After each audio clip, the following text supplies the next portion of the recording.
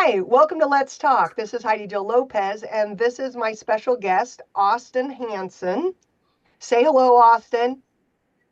Hey guys. Um, I asked Austin to come on. He just recently shared his full testimony in our valley with a group called Real Jesus, right? Isn't that what the project's called? Yeah, Real Jesus Project. And I didn't get to see it, but I heard lots about it. And I met with Austin last week and we talked, and I was so greatly impacted by what he shared that I wanted him to come on and share a portion of that for the show today. And so I asked him, I kind of, after we talked, I tried to sum up what the heart of his message was. And I asked him if this was accurate, and he said, yes, you can change it or amend it anytime you want, Austin. But what he said was, there is real freedom from bondage in Jesus. And so I give you Austin. Why don't you go ahead and share a little bit of what you wanted to share, and I'll ask questions. Okay.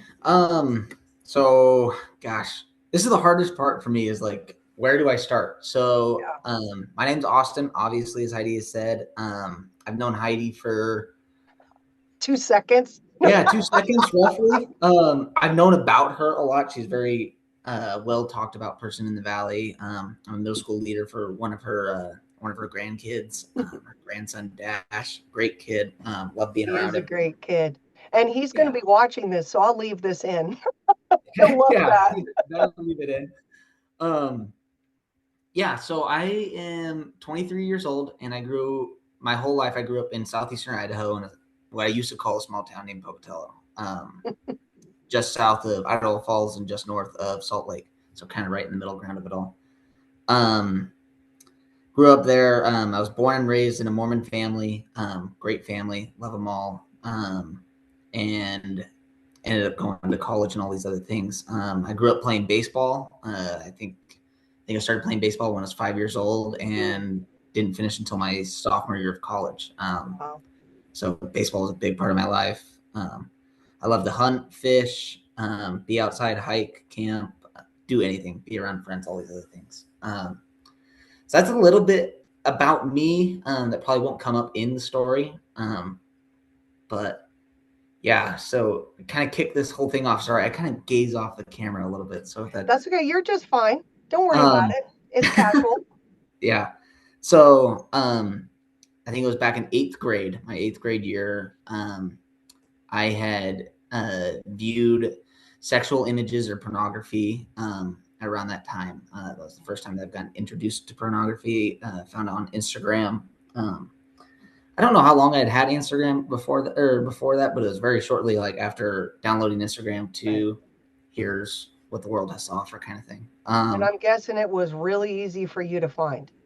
Oh yeah, it wasn't like I had to go digging for it. It was just a Yeah. couple seconds into scrolling down. I'm like, oh hello, Yeah. And that and was that it? Was that the hook? that was the hook. That was the hook, line, and sinker. Right, I bit it pretty quick. I'd obviously kind of battled with it because I knew it wasn't good. Like I knew it Hmm. wasn't good to watch or to view those images, but in my head, it's like, holy cow, this is new information or something Right. interesting. So it was very enticing to, I guess, stay involved or a part of that. I guess. Hmm. So shortly thereafter, I got really kind of hooked on pornography. Kind of took a quick deep dive instead of just finding it on Instagram to find it on the interweb. Hmm. Um, and that's kind of when it all started. It didn't take long for me to get addicted to pornography, and I stayed hooked to that for a long time, all the way throughout, I guess, my eighth grade year, throughout high school. Um, and as I was saying, I played baseball a lot. So my freshman year, I met a coach. He was awesome. He was a great guy. Kind of grew the love of baseball for me. Like it wasn't Hmm. just a sport; it was more the relationships I was building with my coaches and my teammates, learning work ethic, learning to play hard, work Right. hard, all And those things. And that's it was and that's when, sorry, and that's when that became kind of your life's focus. yeah, Your yep, heart, your life's focus was your love for baseball, and everything else just kind of, took faded away into the atmosphere. yep. I kind Uh, of took a back seat. at this point, like, yeah, I had a work ethic from working on the farm or helping Hmm. out my dad, my grandparents, all the things. But I never applied it to any aspect outside of actual work, like getting paid for it. So, Right, right. um, really started to play baseball or like work on baseball a lot, practicing extra, all this other stuff. And I grew a desire, like, I want to play college baseball. So that's Okay. like other life things kind of took a back seat, Hmm. and just practicing and doing as much as I can to get better at the sport that I loved. So grew that desire and had that goal in mind my freshman year of high school. Hmm. Um, all throughout high school, I was kind of very much a um, maybe like an oddball kid. I wouldn't call me an odd, Yeah. like I was a popular kid in our high school. We had I think it was like 400 plus graduating students in our high school. So we were a Hmm. big high school. Um, but in that town, it's like if you play sports, everyone knows you. So I was very Right. well known or popular, Hmm. a part of the popular crowd. But I wasn't a part of the popular crowd in the sense like every Friday night I was out hanging out with friends. It was just like I was Right. popular at school or at games. Hmm. Outside of that, I was kind of like somewhat of an outcast. Okay. I felt pretty lonely throughout high school, especially like my freshman, sophomore, and junior year of high school.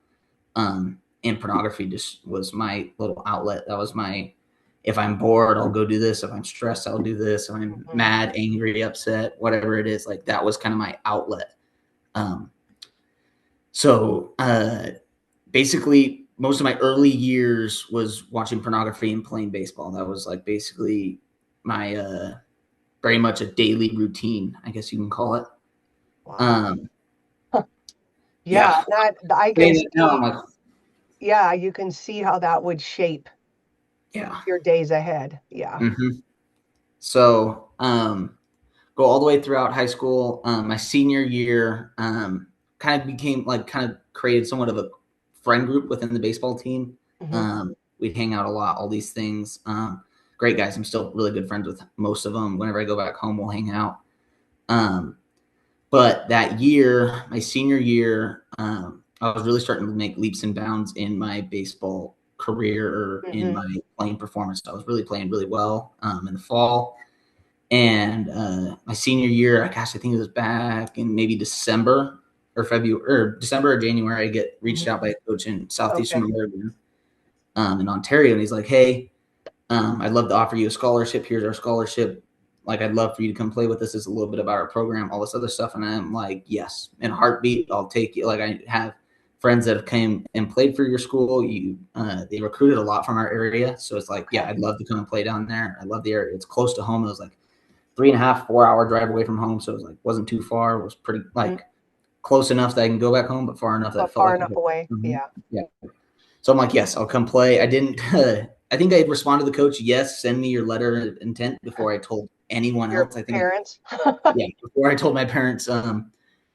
So I get out of school, and then I think I got that in like fourth period. So I had one more class left. I'm all ecstatic. I'm telling all of my buddies at school, I'm like, Mm. gosh, I'm gonna go play college baseball. This is such a dream come true. All this stuff. Yeah. And on my way home from school, I called both or texted both my parents. I'm like, hey, I got an offer to go play at Treasure Valley Community College. I'm gonna take it. This is kind of when I have to leave. This is what it looks like. All this Hmm. other stuff. I got to start getting registered for classes. And growing up in the Mormon church, it is a kind of not it's expected, Hmm. kind of like a somewhat of an obligation that if you're a young man, especially when you graduate from high school, you go serve a 2 year LDS mission Right. for the Church of Jesus Christ.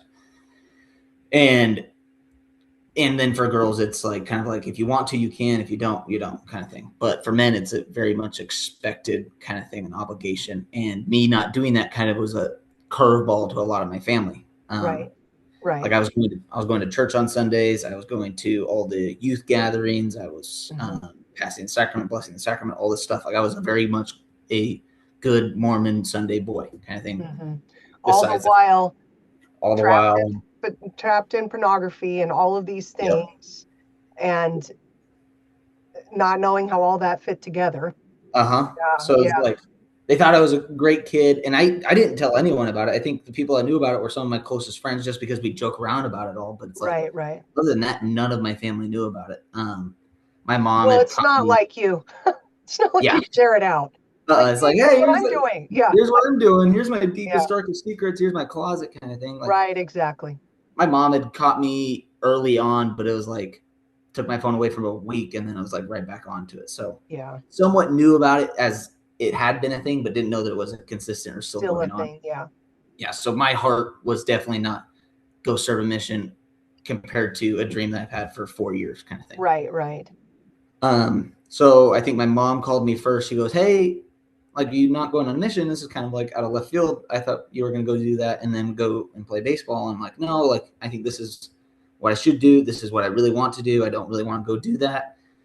And she was, gosh, I still have a tough time explaining it over the many times I've shared this story. It's like she was supportive about the decision. She wasn't happy about the decision, I guess. Right. Like, And I think as a mom, I get that, yeah. she loves you. She wanted you to have your heart's desire, Mm-hmm. but, because of what her belief system, she wanted you to also be obedient to that. Yeah. I think I can understand that. Yeah. Yeah. So that's kind of like how she took it, or how like the table that she sat at. And my parents, I forgot to say this earlier, my parents are divorced. They got divorced when I was back in third grade, which is hard. Like Yeah. I reconcile, or I can sit at the same table with everyone that has divorced parents. Like it is a Hmm. tough Yep. it's a tough table to sit at. Yeah.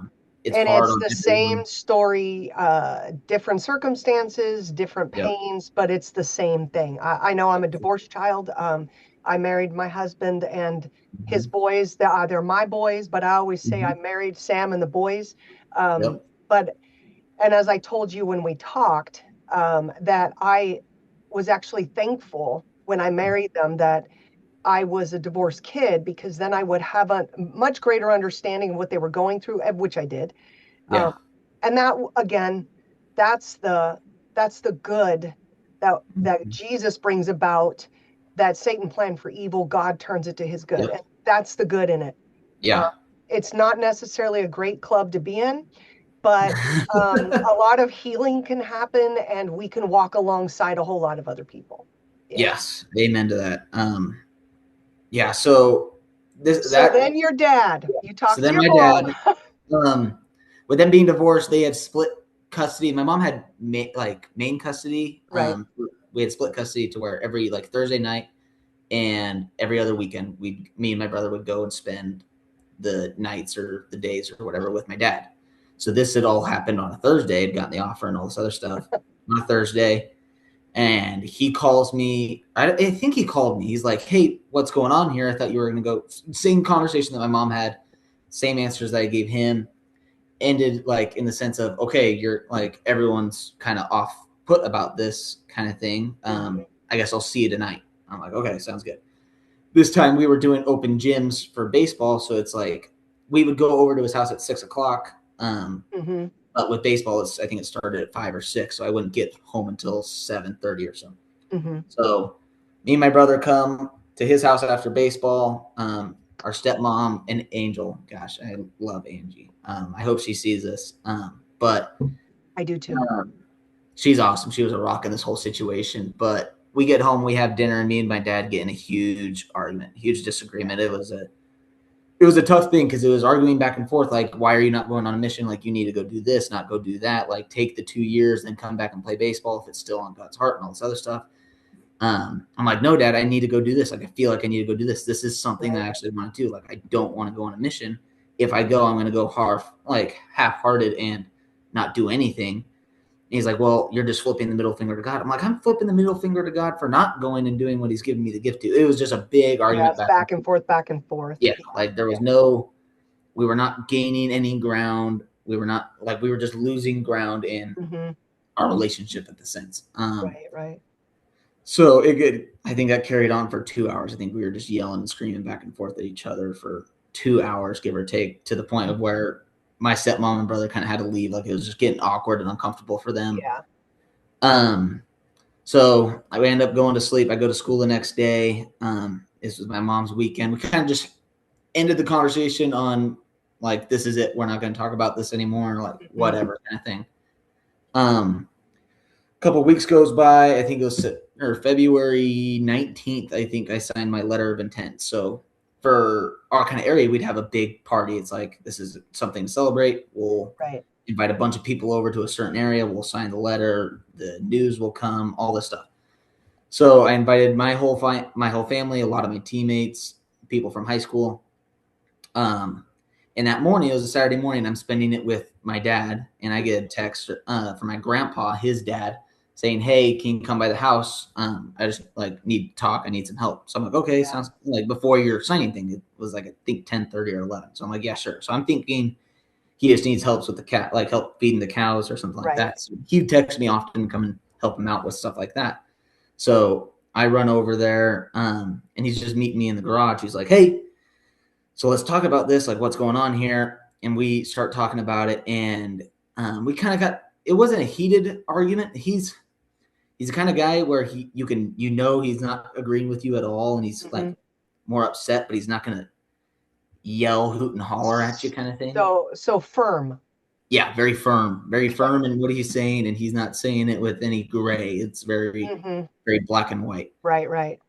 So we're kind of having somewhat of a disagreement about it. And he said, "Austin, I will not be coming to your signing. I do Hmm. not support this on a scale of 1 to 10. You're a 9 of a disappointment to the family. I can't believe Wow. that you're doing this. We had such high hopes for you," kind of thing. Wow.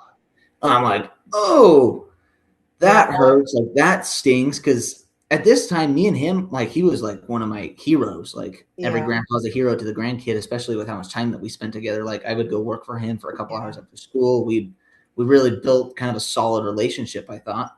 Yeah. It just really hurt to hear that from someone that you loved and Love. cared about and thought that they did the same. Not saying that he didn't love me, but it was just came off like very Yeah. hard. It was a hard Yeah. conversation to hear. No grace. No Yeah. grace in it, and no trying to come at it from your point of view. Whether you were gonna disagree on either side anyway, Mhm. there was no one was looking at you. No one looked at you as from maybe a dull perspective. Yeah. And I get it. I know when you're talking about religion that it becomes you do this because this is what we do, as opposed Mhm. to like freedom in Jesus, where it's you're free, and Yep. um, and you can choose to honor God and you cannot choose to honor God, but His love for you stays the same. Yep. What you Doesn't change. experience from that, from your Yeah. choices, is your own decision, but Uh-huh. His love for you is consistent. Yeah. Yeah. So this all happens, this all transpires. This is like maybe an hour before the sign, and I'm driving. Like I said, screw this. I'm not going back home to my dad's house for the 30 minutes to hang out. I'm just gonna drive straight to the batting cages where everyone's meeting. And Right. I'm like angry at the world a little bit at this point. Like I'm Yeah. doing something I want and no one can support me. Like no one can back Yeah. me up except for my friends. Like I expected to receive somewhat of a lot of like support or like Right. congratulations. I know Right. that this is hard. Excitement for Yeah. something you've dreamt about. Yeah. Uh-huh. So I'm upset about it. We go to the signing. My grandma, dad, or no, the people that sat with me at the table was my mom, my brother, my dad, my stepmom. Mhm. I signed the letter. I had a couple coaches speak, all the things. Me and my teammates, and I think my coach at the time went and got lunch afterwards. I had come back home, kind of helped my dad around the house, just kind of hung out. And he comes into the room. It's late at night. It's like right before I'm supposed to go to bed. And I'm just hanging Mhm. out in the living room on my phone, just doom scrolling, Right. decompressing, all the things. And he goes, "So how'd the conversation with grandpa go?" And I'm like, still pretty furious about it. I'm like, "What do Right. you mean? How did it go? You know exactly what it went. You put him up to it. I can't believe that you would do this. This is what he said. Mhm. Thanks a lot, Dad," kind of thing. Like I'm mad at him because I'm like, "You put him Because up you to it." thought that he put him up to it, Yeah, I'm like, but he didn't, right? no, he No. didn't. Yeah. I So just want to clarify that for yeah, anybody listening, uh-huh. including So your dad. yep. So I didn't know that he didn't put him up to it. I was just kind of You upset. assumed. Yeah. And So Satan wanted you to assume so he could oh yeah, divide you guys even further. Yeah. yep. That's Satan's number one tool is lies, lies, and lies, and he's Yeah. gonna. He's the father of them. Yeah. Yep. Amen. So I end up going to bed. Um, fast forward a couple weeks, we had tryouts on a Saturday. It's the same. It's like all this stuff is just happening on weekends with my dad. So it's like, Right. gosh, So can't that's catch a not break helping. here. Yeah. It's not helping. So we have tryouts, make the varsity team, and as a high school tradition with our new head coach for like the last 4 years, we will practice on midnights or at midnight of that day because that's the first legal Right. time. 12:01. Yeah. So 12:01, we can start official practices or Yeah. whatever. So it's not, uh, I don't know. So it's Illegal. legal, I guess, with the school district. Yes. Yeah. So I tell my dad, I'm like, hey, I'm going to this. It's at 12, like it's at midnight, all this stuff. And he's kind of upset about it because we had a lot of disagreements about baseball because it was taking a lot of time from spending it with him. Like, he didn't have a lot of time with me and my Right. brother in general. And then baseball is taking up a lot more of that time. Like, from the actual practices, from the extra practices with me, from hanging out with coaches and all that stuff, baseball took up a big portion of his time. So And he I can, was, and from a parent standpoint, I mean, I can understand why he was frustrated by oh that. yeah, yeah, Because I mean, he wanted to get as much time with you as he could. yeah, Yeah. yeah. Looking back on it, hindsight 2020, he was being as loving as he could, and he's just like, I'm just He trying to was sort trying to it be out. honest. Yeah. Yeah. And you were looking at it like, Dad, you're trying to keep me from what I love. Yeah. Because you're a Uh-huh. kid at the time. Yeah. Yeah. It's a very much a mature, like an adult, and then a kid having a Yeah. conversation. They Yeah. hardly ever go well. Um, You hope they do. so But yeah.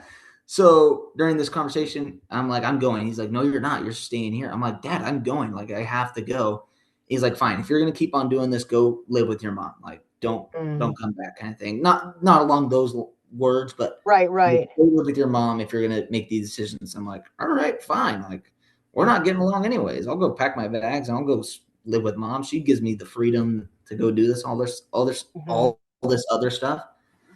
Um, so end up kind of getting kicked out of the house, which was just hard. It was a hard day. Yeah. End up going to practice, all these other things. And during this time, me and my dad really didn't talk much. Mhm. It Which, was like I'd go over there for the birthday parties or the big celebrations or whatever, and I'd go to the house and I'd say hi, how's like hello, and that was it. Like, it was very much a mhm. off-putting situation. Everyone in the You family kind of knew know, what was going on. and the hard part too is, I mean, part of the reason that you had the huge coming of two heads together when you announced you were going to do this is because you weren't communicating anyway. They No. were assuming, you were assuming, you guys were Yeah. following different dreams. Uh-huh. And again, you're not talking. So Yeah. yeah, of course there's going to be struggle. Assuming doesn't do any good, it just makes No. a Yeah. blank out of you and Yeah. me. Yeah, it's the truth. Okay. So, So can I fast forward you? yes, go ahead. Okay. Sorry. No, no, you're doing fantastic. I'm thinking, so all of this is going on in your life, hmm and you go to college, Yes. and you're now at college angry, and I'm hmm going to do whatever the heck I want because nobody is happy with me anyway. Yeah. Yep. Correct? Yeah. Okay. So now you're at school. Uh, no one's controlling anything you're doing now. Mhm. What kind of road did Satan take you down at that time? Cool. So I think the first night that we reported for baseball was like September 1st, is the beginning of September. School didn't start until the end of September. So we Okay. reported, and it was during like COVID had just happened in 20, like it was COVID was still kind of a part of the Right. reality. So we had to quarantine. If you had the vaccination, you had to quarantine for a week. If you didn't have it, you had to quarantine for 2 weeks. So Okay. for our first week, we called it Chuck Week. We got hammered every single night of the week. Okay. So first night we're there, I think it's a Wednesday. I show up and I just get obliterated. I black out. I get high. Mm. Just I don't know, being whatever I want to do. I enjoy, like, I hopped into the party scene as soon as I could because it was like I want to be a part of. I want to be cool. I want to be in this friend group or whatever, and I've got the freedom to do it. I don't have to act sober when I come home. It's just I can be drunk Right. and be drunk, kind of thing. There's no Yeah. consequences really right now, in the family sense of things. So immediately hopped into the party scene. And gosh, I think in the first month that I was at college, I think I blacked out 5 or 6 times. Partied every single Friday and Wow. Saturday night. And then during the weekdays, it was like we'd all just get together around a campfire and smoke weed and just get high and BS and just chit chat and do whatever kind of thing. So it's like I wasn't sober very often in the month of September, and Which frankly, is crazy because you were an athlete and oh yeah, it sounded like your teammates were right in it with you. So, yeah, wow. yeah. So my freshman year, it was very much a we'll go work hard and play hard all Mhm. week long. It was like we'll work hard during the week, and then when the weekend hit and we didn't have a game the next day, we were partying harder kind of thing. It was Yeah. got drunk a lot, really kind of just loved the party scene. It was cool Mhm. to like it was cool to hang out with those guys, to be a part of that friend group or be a part of that atmosphere, I guess. Like that's how I felt So, like I fit in. so what happened? When was the first Oh, moment? Do you have a moment that happened when you were like, I don't know how I got here, yeah. and do I want to be here? Um, In that, yeah. you're chasing your dream, Hmm. yet your life is not doing so great. A little bit. I think it was a Halloween party. It was basically all the sports were there kind of thing. We Hmm. partied at the baseball house because it was off campus. And all the sports were there. Men's basketball team, girls basketball team, all these Hmm. things. I had met this girl at that party or whatever, kind of exchanged Instagrams, kind of just got to know her a little bit. And then during Christmas, started talking or whatever. And then when we came back, we kind of started talking stage, dating or whatever. And she was a Christian gal. And really kind of like it was kind of weird because I'd never had religious conversations with someone outside of like in church. So it was like, Hmm. Right, she's right, asking, what's your testimony or what's all this other stuff? Do you know who Jesus is? I'm like, I guess I don't really have a testimony, but I can somewhat share what my life story is, or like right, like right, who do you think Jesus is? I'm a Mormon, you're a Christian kind of thing. So right, there's a lot of seeds planted in that time to where it's like, gosh dang, it's like right. I So love she the was party. asking you questions that you were like, I've never been posed those questions. Yeah. And Mm-hmm. it just started kind of spinning in you. Yeah. And it was like very much like putting like Jesus is more of like Jesus is an actual person. This is a relationship thing, not a religious based Right, thing. right. Um, so planted a lot of seeds. I was kind of like somewhat conflicted a little bit during that time of like, do I want to keep on partying or do I Hmm. want this? And it's like, I tried my best to kind of merge both worlds or whatever. It's like I'll party on Yeah. the weekends, but I'll be a good boy on the weekdays kind of thing. And that really didn't pan out well. It's interesting too, because towards the beginning, you were saying that, you had felt whether it was your desire or you actually Mhm. felt God, but you told your dad, I feel like I'm God. Why shouldn't I be using what God gave me? And in Uh-huh. the sense, God was bringing you to a place where you were going Yeah. to find, I mean, it wasn't pretty, but Oh you no, it wasn't a were pretty journey about for to sure. find something Oh that would no. change your life forever. So, yeah, Yeah. that's fascinating. At Yeah. every Y point of the road, I took the wrong road. It seemed like, and, It was um, it was kind of like the road was still going and you were on a detour. yeah, I'm Yeah, just yeah. like, woo! I'm just gonna go take the And back then road occasionally shortcut. you'd hit back up to the real road and Yep. make the detour decision again. Yes. Okay, So, so now you're questioning all these things. yep. So at this time, I am still addicted to pornography, addicted to weed, and addicted to alcohol. Okay. All of these, just a big party scene, and then I'm like addicted to just anything sexual. Okay. I had sex for the first time earlier on in the year. I think it was back in end of September. Okay. And then I meet this Christian gal. Well, And and then then like when all the changes or the yeah, and then on top of that, I mean, it's easy for you to not have any understanding of why, well, you didn't even know who Jesus was, so why yeah. would you have any understanding of why he calls us to purity, Mhm. outside of marriage? And Yeah. of course you had, I mean, Satan had worked to put that in your heart, so Mhm. why would we expect anything different? I mean, from that standpoint. Yeah. Yeah, No. Yeah. So I knew right from wrong 100%. right, I knew a basic gist of who Jesus was, who God was, who the Holy Spirit was, and all this other stuff. But I didn't like I was more or less leaning on my family's faith than building my own faith. right, right. Um, so this all kind of happens. Freshman year kind of ends up the same. Nothing really much happens then. My freshman summer, um, back home, we didn't. the guys that I hung out with didn't drink a lot. We smoked more. Okay. If that makes sense. So like summer between my freshman and sophomore year, I'm working, I'm lifting, I'm hitting, I'm hanging out with friends, I'm getting high every so often. It wasn't all that common, I guess. Like Okay. Wasn't as once, big as at college. yeah, wasn't as like a left the scene. It like started to take a slow dive to not doing it as often. It was like Hmm. maybe once every 2 weeks kind of thing. I'd hang out with a certain crowd and be like, all right, yeah, if weed's here, I'll get high. Why not? I don't have any Hmm. problem with that.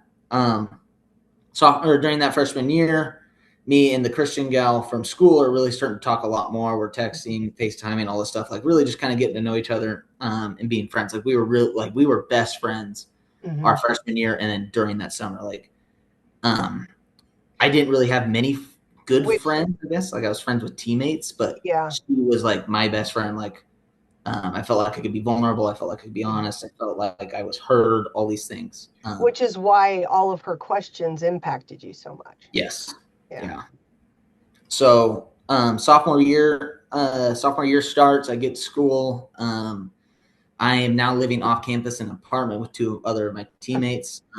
They they were partiers, but they like the party scene like completely flipped on its heels at Treasure Valley. It's like freshman year we had a lot of big drinkers, loved beer, loved alcohol, all this other stuff.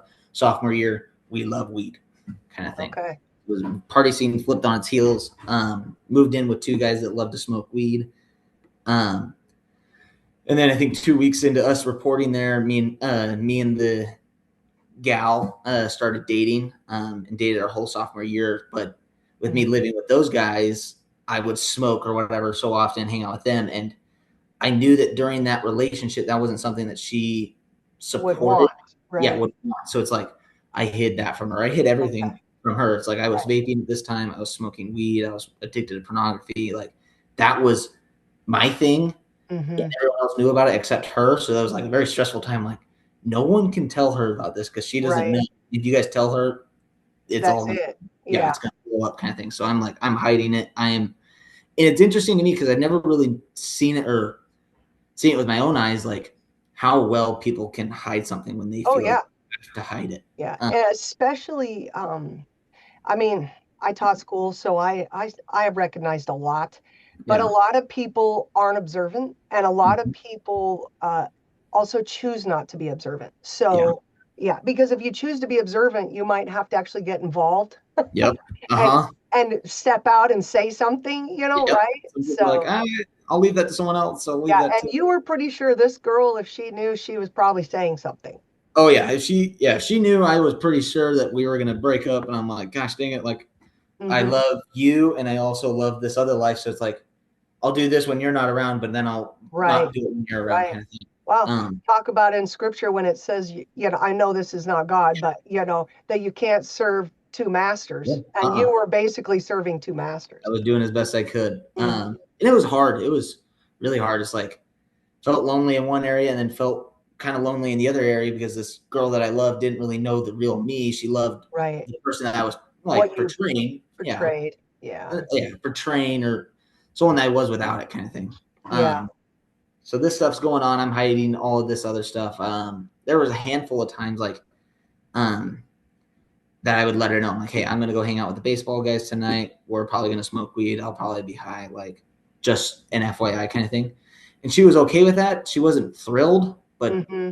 she didn't know about the addiction part kind of thing. So I Right. think that was made it easier. She thought it was just like a once in a while kind of thing. Hmm. And she So was probably figuring out her own lines too. yeah, oh yeah, it was, I don't know, it was a weird time for both of us kind of thing. Hmm. So gosh, where am I now? So sophomore Um, year, I think. yeah. So you're coming down to the line of, Mm-hmm. okay, you're fully owned by Mm-hmm. several things. Yep. And let's go to that summer. Is this the Yeah. summer that she Yep. invites you home? Because Yep. let's get to that Yeah, place. let's get to the good stuff. Yeah, let's get to the good stuff. But Yeah. so now you go home with her. She invites you and a couple friends. Is Yeah, that she invited me and one of her basketball teammates and her boyfriend okay? To to live come and with live. her parents. Yep. Yeah. Okay. Up here in the beautiful town of Chelan, Washington. Yeah. Um, I'm like, sure, I don't have any obligations back home, and you talk so highly about this place, and let's do it. Why not? So we end up moving here. And at this time, I really started to feel like like during this time of the moving from college to here, I had really tried to leave a lot of these addictions behind. I'm like, I do Mm, not want to bring this into the next step of our relationship and right. to like her family and her home and all this stuff. Cause like I really, So this is the first time you yeah, were actively in yeah. your own flesh trying Hmm. to deny these things ownership to your Yep. life. Yeah. Okay. I'm like, I don't want these anymore. I can't, no. So I'm trying to do it all on my own kind of thing. I have Right. no outside help. I'm not bringing God into this because I knew Jesus, but it's like I wasn't accepting Jesus because I'm like, I still kind of want to do this stuff because it's Right. fun, but Right. I'm trying to leave it not into an everyday or every so often kind of thing. It's like, Yeah. still trying to hold on to as much as I can. So really starting to try and quit this. And I'm like, in my head, it's like, I don't know if I can quit this throughout all the failed attempts. I'm like, I think this is just going to have to be who I am. And I'm Mm, just going to hide it and do as best I right. can to hide it because I So don't think now, it is any, so now you're in the middle of all of the summer and all these things, yeah, and you're now saying, this is my life. And you yeah, don't like it. no, No, not, I you am know it's not a wrong. fan You of it. know you feel gross about it, Yeah. but you don't feel there's any way out. Yeah. Okay. So, um, So couple then weeks. what starts happening with the girl? So, yeah. So couple weeks into here, I felt like really alone. I didn't know anyone here. I knew her and our friends and her parents kind of thing. We were two opposite schedules. So I was like, felt really alone, Hmm. extremely depressed at this time because I'm trying to quit this stuff. Can't. So I'm like, this is who I am. I'm just going to be this awful person on the side and this great Hmm. person on the other side. At work, I worked at a boat and jet skis rental place, and one of the customers, when they had returned the boat, had left their dab pen in the Okay. boat. So I'm like, okay, yeah, we can do this. I remember this feeling. This is great. Right. Let's get back onto this train. So started smoking every night, kind of thing, to just kind of relieve some of that anxiety or that loneliness. The depression, Yeah, and depression. And which during this makes time, it worse, but yeah, which makes it worse. It's not a helper in that yeah. situation. Um, And during this summer, she really started to lean into her relationship with Jesus. Like she was Okay. starting to take a lot of leaps and bounds, and I wasn't noticing it because I was all eyes on me kind of thing. Like I'm the Right. one that's hurting. Why are you not helping me? Why are you bettering Hmm. yourself? Kind of thing. And I'm like really starting to try and not hold, yeah, like hold her back. I'm like, don't go without me. I'm not ready to go. I still need help here, kind of Right. thing. And Right. she didn't know what I needed help with. I'm like, No. I don't feel good, but I can't tell you why I don't feel good. It's like Right. going to And the doctor's office saying that you feel like crap, but not telling them that you have a sore throat kind of thing. And they're right. trying to figure And it the out. reality is, no matter what she personally did, she couldn't have helped you No, she was. because this was a spirit soul issue. Mm-hmm. Yeah. So we ended up breaking up. I think it was about a month and a half into me moving to Chelan, and my world came crashing down. I'm like, Yeah. what now? I've got no plans anymore. I'm like, I'm working here, but it's like I'm in a town that I don't know anyone in. My girlfriend just broke up with me. I feel extremely alone at this point because now it's like the people I know, I'm like, well, I know my ex girlfriend and I still live at the same house with her. So it's just very awkward, very alone. Yeah. I felt like no one was there for me. Her parents were there for me, which was great, but it's like first priority is their daughter, Right. obviously, which I don't hold any grief back. Like, how dare you guys not come and support me? Because they did, but it's very much Oh, their it daughter. would have So been a very hard situation. yeah, so I'm calling my parents, and they're being there for me. Like, if you want to come home, we will fully accept you back home. Like, here's Hmm. the bedroom for you. We've got it ready for you. I'm like, no, I feel like I need to stay here. Like, I've got an obligation to finish off the summer working for this boat and jet ski rental place. Mm. Um, but I had no friends in town, so it's like it. I leaned into my addictions because that's where I felt relief from all of this, the Right. You depression. had that that fleeting relief. It was Mhm. moment, but then the moment you came out of it, you were Yeah. just right back in the crap. Yeah. As soon as the high ended, I'm back in the crap. As soon as the pornography was done, and back in Yeah. the crap. But Yeah. all these things. So I just leaned into my addictions and leaned into my secret self and into my closet. Yeah. Just kept on digging myself a deeper and deeper and Right. deeper hole. So Um, I'm going to fast forward you again if I can. yep. And no, you're doing great. So I know this story. So you were like, did your boss come to you and say, do you want to work longer? Is that correct? No, so I had told I ended up getting asked by a girlfriend's mom, like, hey, you probably should move out of the house kind of thing. And I'm like, all right, well, I don't got anywhere to leave or move to. So I asked my boss, who I barely knew, like, Okay. hey, can I come live with you? I know you have an open room Okay. kind of And thing. so then you did that, and that lasted for how long? Gosh, that lasted, I think we lived together for a year and a half. It was only expected to live with him for a month. Okay. So when was it that New Year's Christmas time that you Yeah. okay, so go to when you finally had enough. Yeah. So, I have enough. I'm depressed. I'm lonely. I'm in my addictions. And I'm like, I need to get my life in order here. Um, I had just gotten a new job working at a restaurant in town, right at the very beginning of December. I didn't have enough time to get work off to go back home to visit my family for Christmas. Uh-huh. So I'm like, I guess I'll stay in Chelan. I guess I can get through this kind of thing. And this time I'm Right. like, it's an everyday struggle. I'm quitting every day. Which doesn't sound right. Like it's not the same thing quitting every day. You're quitting No, but one. I get it. Yeah, you were in your own flesh trying to make it happen. Yep. Absolutely impossible to make it Oh yeah. happen. No, not Yeah. making any ground. Yeah.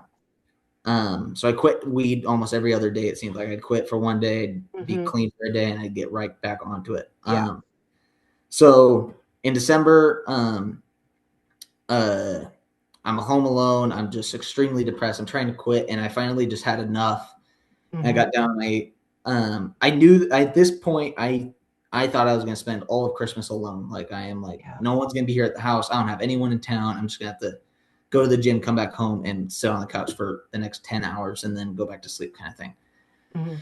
So, my roommate ends up leaving, and I just feel an overwhelming sense of loneliness and depression. And I go up to my room, and I had said, this is the first time that I really actually prayed and brought God into it. I get down on my Hmm. hands and knees, and I'm bawling. I'm like, Yeah. God, I can't do this anymore. I'm sick of this. I am alone. I'm depressed. I need some help. I need you to show your love for me. I hear all this stuff about Your what love. your love is and what your love does, but I don't feel it. I had no experience to tie to it.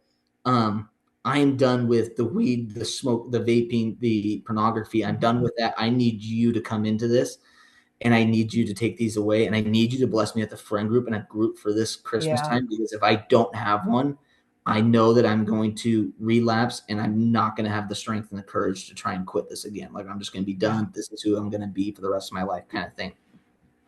So I saying this, I give my life to Jesus. I'm like, Jesus, I need you to come into my life now. I open up the doors, use me, move me, do whatever you need, but I need this. Yeah. I need a friend group. I need help, all this other stuff.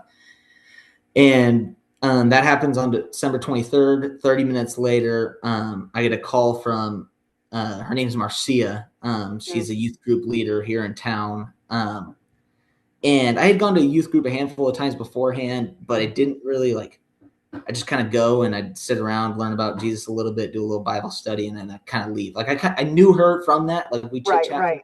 She knew me from the relationship I had. But I didn't know that like we had never exchanged phone numbers, so I didn't know that she had my phone number. So I get a call 30 minutes after I say Hmm. this prayer, and it's a just a number or whatever. I'm like, hello, and she goes, "Hey, Austin, this is Marcia.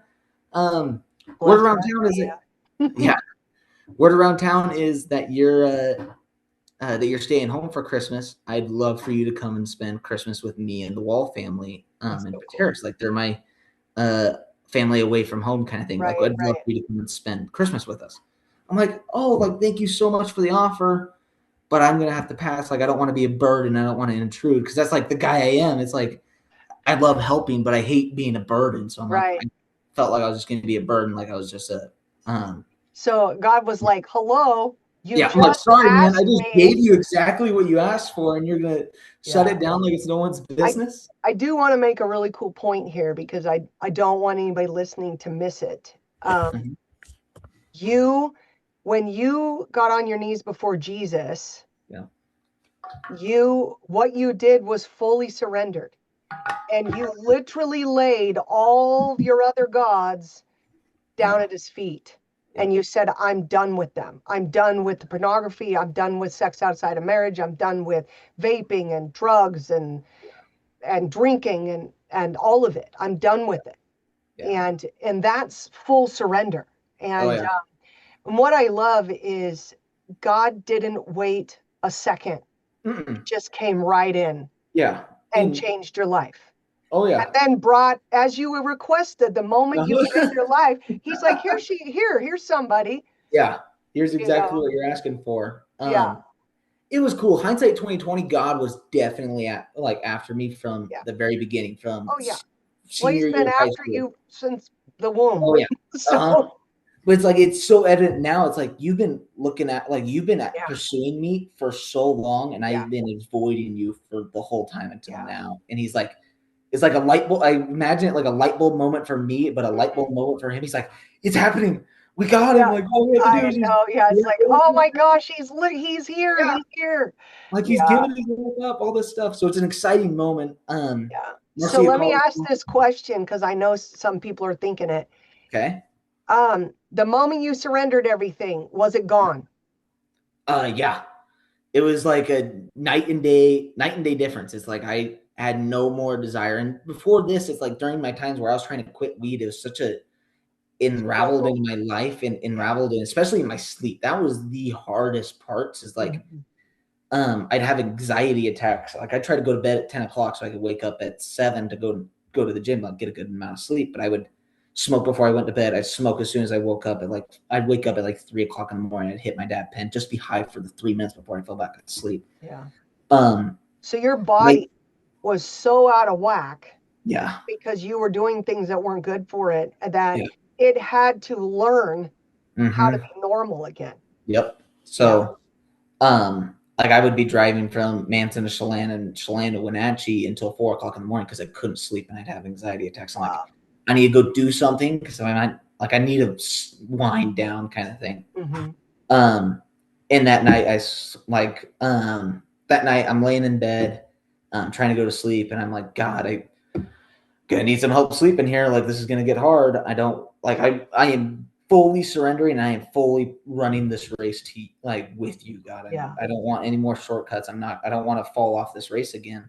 Yeah. And I get a phone call from my ex girlfriend, and she's like, she's crying. There are some family things that are going on. Mm-hmm. Um, and it was so like, yes, we were broke. Like, yes, we broke up, but You were we still went at a good friends. yeah, we were still good friends. Like we went a month no contact, but after that, we would hang out every so often. We went to the Mm-hmm. same youth group.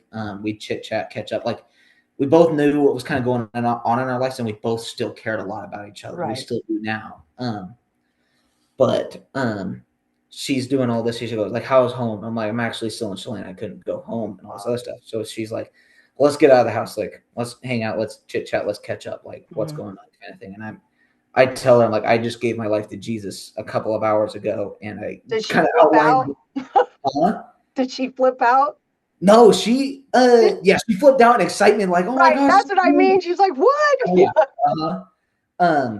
But I had confessed everything else that was going on in our relationship Yeah. beforehand, so she wasn't surprised about that. But she's like, yes, you're getting Finally. it, you're Yeah. seeing it. Yeah. And I So tell then her you, the whole Marcia thing, and she goes, yeah, what are you doing, get Austin? going. How dare you say no? So she's like, you wake Uh, up tomorrow morning and you call her back up and say, is there still a seat at the table? I'm like, all right, fine, whatever. Yeah, if you say yeah, so, that's whatever. awesome. So I end up going to the Christmas party, and I just felt loved. Like I just walked into the Yeah. house and felt like I was. Again, something you asked God for. Yep, and Yeah. he blessed it and then some, Yeah. more than I asked for, and it was very evident that it was from God. Yeah. Yeah. It's so Gosh, amazing. It's so amazing. And I know now, I know that Pastor Graham came and talked to you and you shared your story with him. And yep, right away, he was like, I need you to work with the youth. yep, And I, for one, as the grandma of Dash, am so, so thankful that you're in his life, yeah, because you're choosing, you've seen some stuff. yeah. You know, God, this is the thing I love about God. He doesn't expect us all to be perfect. He's like, No, no, I came to get you while you were a mess. Uh-huh. and Jesus died for us on the cross while Yep. we were total disasters. Yeah. And I love that about him. I love Yep. that he's like, no, I just want you surrendered.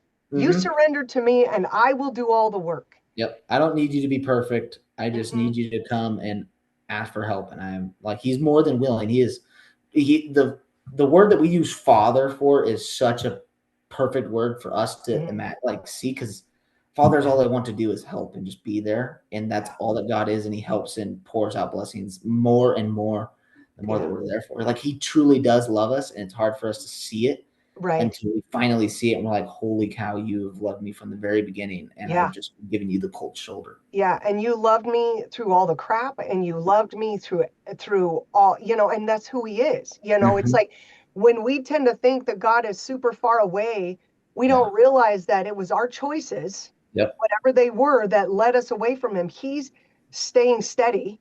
Yep. Jesus is the same yesterday, today, and forever. And so Yep. he's staying steady. We're the ones that are walking away. And he's Mm-hmm. like, I'm right here. Come back to Yep. me. Come back to me. Yeah. And now you have laid down all the gods, Yep. baseball, all of it. Not that God won't use that to, Mm-hmm. maybe give you inroads to bless kids and be in their Yeah. lives. I could totally see that.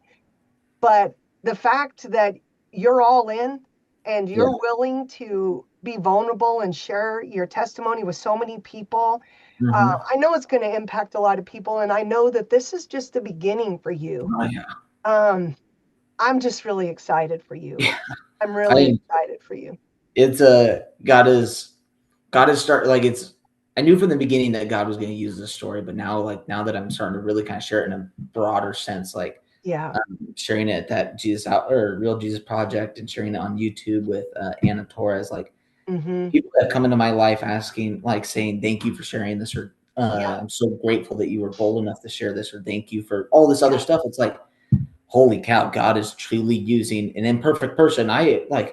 I am far from perfect, as you guys just found out. I'm far from perfect, and He's still using me to Yeah. like make heaven crowded and bring glory to Him. Because at the end of the day, I didn't leave weed and pornography and vaping and all this other jazz behind because I could do it on my own will. Right. Jesus showed up and he took it away and said, Yeah. I died on the cross for your sins and my blood covers this. And I am more than strong enough to carry this burden for you. Like Yeah. I, It's a fact. That's how it works. When my mom and I we actually both came to Christ at the same time in different areas. But mm-hmm, my mom's story was she had met Jesus. She had gotten saved when she was like 15, but had mm-hmm, never been discipled, never went to church. Her family didn't, talk about God, any of that. So it was like the seed was there, but she mm-hmm. didn't know anything else. And then she found herself dying in the hospital, the responsible for three very little girls. Um, and she got out of her bed on her knees, and she didn't ask for God to heal her. Mm-hmm. She asked God to forgive her and Mm-hmm. asked God to forgive her for all the things she did to screw up. And Yeah. she repented for that. And then she said, I just am asking you to send somebody to love my girls as I love them. And in Yeah. that moment, God healed her, Yeah. completely healed her, started all her organs that quit. He started them right up. Yeah. And her drug of choice was alcohol at that time. He completely removed it. And in that moment, she had asked him, will you make me literally sick to my stomach if I smell it? And it Yeah. did all the way till the rest of her years, which I was 6 years old there. I'm 53 now. My mom has been gone, unfortunately, for just over 3 years. And so for quite a very long time, if she smelled it, she was like, oh, I'm going to get sick. But she never wanted to forget what he did. Yeah. And that's the beautiful thing when God explodes on the scene like that. Mhm. And when we are vulnerable enough to share those things, we see him redeem every single year, every moment the enemy stole from us. Yep. And when you look in scripture and it says that, he will, you know, restore all the years that the locusts have eaten, he'll redeem them, 30, 60, 100 fold. I remember one Yep. time not even that long ago, a few months ago. I'm like, God, I want it all. Can I have the 30, the 60, and the 100? I want it all. Yeah. I'm like, you said it. I want it because Hmm. he doesn't deserve 1 ounce of what you designed for me. Yeah. And I, we're coming to the end of this, and I just want to thank you so much for coming on Yeah. here and sharing that. I would love to have you come back because I Yeah. know for a fact that you're so not done, and he's gonna blow your mind all the Yeah. time. Yeah. And I would love for you to share those times. Um, I want to pray for you, but then afterwards, will you pray for the people that will be and are listening? Would you do that? Yes. Oh yeah. Okay. 100%. So I want to pray over you first, because one, you are involved with my grandson and his friends and other people. And I see all that you do with, your young adults groups. And I want to speak into that. So Lord, I just thank you so much for Austin. I thank you for his heart and his passion. I thank you for the truth that comes out of him, Lord, that he can share all these things clearly. Lord, I also thank you for the people who have reached out to him and said, man, that touched me. Thank you so much for sharing that. Man, let me tell you my story even. Lord, I ask for that to continue to happen for him as this airs, Lord, and as other places where he shared his story is seen, Father God, that people will begin to feel like if you came and delivered Austin from those things, you can do anything for me. And that's the truth. So, Lord, I bless him. I bless him with your name. I bless him as he walks forward in ministry for you. I bless him for all of the time he spends with young men, helping them to see the truth so that they don't have to walk down the same road he walked down, Lord. I thank you for that. I ask, Father, for you to protect him and guide him as he goes forward. Lord, I ask on the backside of this, Lord, as he came on this podcast to share, that I ask for you to protect him from attack of the enemy, that Satan will have no right to him in Jesus' name. Lord, I speak blessing over him. And in your word in Numbers 23:20, it says, what God has blessed, you no one can reverse it. So that's what I'm asking. I'm blessing him with the blessing of the Lord in Jesus' mighty name. Go ahead, Austin. God, God, thank you so much. Thank you so much for what you have done in my life, but the things that you're going to do in everyone else's life, God. You don't do these things just to a handful of people, God. You died for all of us, and you bless all of us, God. God, I ask you to give everyone that is listening to this courage to A, send this to someone that they know that's struggling with this, or B, just to make a response in their own life to come to you, God, and surrender all these things, God. I ask that you give them courage and the strength to be like, I don't have to follow this road anymore. I want to hop on the road to heaven. God, I ask you pour out your grace and out your love and your mercy to them, God. Help them not just know about it, but to experience it and to live it, God. To Yes. live in the true freedom that you offer, the freedom from bondage, God, because bondage is bondage just for a short amount of time, God, until we invite you into it, and then we just realize how much freedom there is in you, God. God, I thank you for that. God, I ask you give these people courage to reach out and ask for help, God. That it's not easy to do it on their own, and just to find a community and a group of young men or young women or just people in their life to be like, hey, I am struggling with this and I need your help. I need the prayers. I need the guidance. Share me. Tell me who this Jesus guy is. All these things, God, I ask you to just pour blessings out into their life, everything that they need, that you do it in twice the amount, God, hundredfold. Do it, everything that they need, God. Show them your love. God, I ask you just close the doors to the roads that that Satan wants them to wander down, God. Help them not be deceived by his lies, but to learn and see the truth that you have to offer, that you are not just a false being, that you are a person that loves us. You are a person that came down and died on the cross and said at the end of it, the work is finished. God, Mhm. your blood covers every one of us, and we are so grateful for that, God. I ask that you pour your blood out on everyone that is listening to this story and to truly be impacted by how much your grace is there and how much freedom there is and how much freedom that you offer, God. God, we are so grateful for that. Help them Mhm. experience your love and your mercy. God, we say these things in your holy and humble name, in the name of Jesus Christ. Amen. Amen. Wow. Thank you so much. Thank you so much. Um, So I know all of you out there have really enjoyed this, and please share it, as Austin said, with all the people that God put on your heart while you were listening. That happens to me all the time. I'll be listening to something, and I'm like, he put someone on my heart. I'm like, looking them up, sharing it. So share this, and And Lord, I thank you that you're blessing this.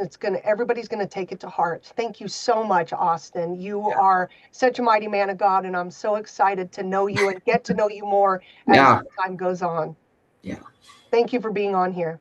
No, thank you for having me. This was awesome. I've been looking forward to this all week. I'm Oh, like, cool. good. Oh, It's going to be good. fun. Well, So, we'll talk to you all later. Thank you. Bye.